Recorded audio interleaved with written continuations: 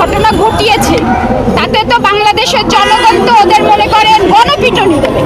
Suicide এটা পুরোই একটা নাটক, এই জন্য এটা জাস্ট একটা নাটক। 4টা ঘুমের ওষুধ খেলে কেউ মারা যায়। সকালবেলা খবর আসে, আপনারা সবাই জানেন, তার এক ফ্রেন্ডের বাসায় যে সে কিন্তু সকালে যে ঘুমের ওষুধ খায় 4টা। একটা মানুষ ঘুমের ওষুধ খেলে তো ঘুমাবে, ওইটা হসপিটালে তার বন্ধু ভয় পেয়ে যায়, কারণ সে একটা পাবলিক ফিগার। তার বাড়িতে বসে যদি একটা অঘটন ঘটে যায় তাহলে তার তো দায়ভার। তার ফ্রেন্ড তাকে হসপিটালে নিয়ে যায়। আমাদের খবর পাওয়ার পরে আমি আর রিয়ামণি রওনা দিই। আমরা তো মনে করেছি মেজর প্রবলেম, আমি মনে করেছি আমি তো পাগলের মতো হয়ে গেছি। পরে যাওয়ার পরে ওখান থেকে আমরা রিলিজ করাই নিয়ে আসার পথে রিয়ামণি বেটার লাইফ হসপিটালে হচ্ছে আপনার কথা বলে। আধা ঘন্টার ভেতরে হিরো আলমের হুঁশ চলে আসছে। তারপরে তারা ডিসাইড করে কক্সবাজার যাবে। তখন আমি যেতে চাই না, আমি বলি আমি ঢাকায় থাকবো, তোমরা শোনো, ও তো একটু অসুস্থ, ওকে মেন্টালি ভাবে তুমি সুস্থ করে নিয়ে আসো। না, আমাকে ছাড়া ওরা যাবে না, আমাকে জোরপূর্বক নিয়ে যায়, খুব ভালো সময় কাটে। আমি আগে আপনাদের ইন্টারভিউতে বলেছিলাম যে পেছনে আমাকে ভালোবাসা যাবে না, সামনে ভালোবাসতে হবে।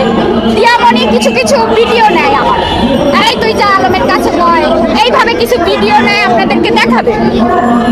তারপরে ওই যে আপনাদের যে কথা বলছিলাম আগের ইন্টারভিউতে, ওইটা বারবার আলমকে দেখায় আমার মারতে পড়ে। এক পর্যায়ে মারের চোটে আমি সেন্সলেস হয়ে পড়ি। তখন ওনার অ্যাসিস্ট্যান্ট সেলিম আমাকে ওদের রুমে নিয়ে যেয়ে বলে এই স্টাম্পে সই দিবি, মামলা উঠাতে হবে ভাইয়ের নামে, তুই স্টাম্পে সই দিবি, না হলে তোর এখন ইজ্জত নষ্ট করে দেবে। তখন আমি একটা স্টাম্পে সই করে দিয়ে আসার পথে রিয়ামণি বলে যে কালকে বিকালে তোর এফডিআর ভাঙবি, ভেঙে আলমের অ্যাকাউন্টে ট্রান্সফার করবি, আজকে বিকেলে আমাকে তারা বিয়ে দেবে আলমের সাথে, পেপারসে বিয়ে করাবে, বিয়ে করে আমাকে বগুড়ার বাড়িতে পাঠিয়ে দেবে। কিন্তু আমি তখন এসে পুরো ঘটনা, আমি ওই অবস্থাতে আমার মোবাইল ভেঙে দেয়, আমার হাতে কোনো মোবাইল ছিল না। আমি ওই অবস্থায় আমি সাংবাদিকদের সাথে কথা বলি, আমি যে অবস্থায় ছিলাম আমি তাদের সাথে সব জানি। এই যে সুইসাইড এটা পুরোই একটা নাটক, মানে ওদের তো ওরা যা ঘটনা ঘটিয়েছে তাতে তো বাংলাদেশের জনগণ তো ওদের মনে করেন গণপিটুনি দেবে। সেটা থাকতে হবে, আমার মামলাটাও নষ্ট করতে হবে। এই জন্য এটা জাস্ট একটা নাটক। 4টা ঘুমের ওষুধ খেলে কেউ মারা যায়।